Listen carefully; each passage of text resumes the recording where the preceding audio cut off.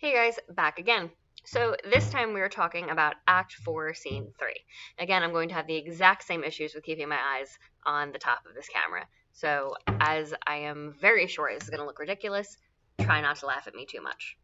So Act 4, Scene 3, Macduff is going to England to try to get Malcolm to come home, right? So he wants Malcolm to come home to Scotland to overthrow Macbeth. So he is supporting Malcolm to be king. Macduff at no point wants to be king himself, which is also, once again, supposed to make the king, specifically King James, feel good about the fact that they're trying to keep the kingships in the families, that the hero of our tale, who seems to be Macduff, is not trying to take the kingdom for himself.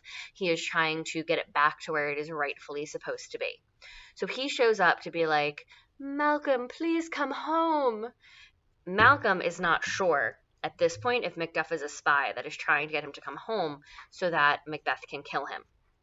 So Malcolm comes up with this kind of ridiculous plan. He starts saying terrible things about himself. He's like, I'm just going to say the worst things about myself ever. And if you really support Scotland, you're not going to want me to come home.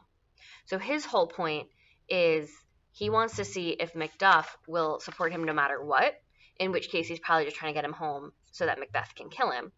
Or if Macduff is going to be like, oh no, you are terrible, I guess I got to find somebody else. The bells are still on. I don't know why. So he kind of goes off on this, and then he's pleased to see that Macduff is then like, oh no, Scotland has no good king. This is terrible. And then Malcolm is like, ha, I was just fooling you. I'll come back. I didn't mean any of those things, right? At this point, though, somebody else comes in. And somebody else comes in. Ross shows up, right? So Ross, we saw in the last scene, was with Lady Macduff. Lady Macduff was just murdered by all of Macbeth's henchmen, right? All of his quote-unquote murderers. So Ross shows up to be like, hey, Macduff, got something to tell you. Really don't want to. Your family's dead. Macduff is like, my family? He's like, yes, your family. Even my children? Yes, even your children. Even the youngest children? Yes, even the youngest children.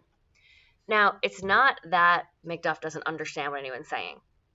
It's that Macduff is just in such shock, right? So they're supposed to show that Macduff is even having trouble processing what's going on because he is just so grieving. He is in such distress over what's going on that he asks people to repeat it over and over and over again, right? So again, we're trying to show that different people care about their families and different people don't, because Macduff can't even listen to the fact that his family were murdered. And Macbeth is just running around doing whatever he wants and not really seeming to care how it affects people, including his family. And we have Lady Macbeth, who was like, I would bash my own child's brains out if you asked me to. So again, we have these contrasting characters.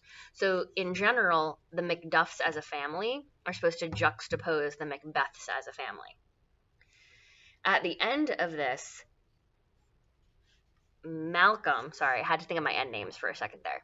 Malcolm was telling him that he needs to grieve like a man, and Macduff says that I'm going to grieve like a man, and then I'm going to handle this like a man. So again, we have this contrasting view of manliness. Macduff is saying that men can feel emotion, that men can cry, that men can breathe, and then they're going to get it together and, go for the revenge thing.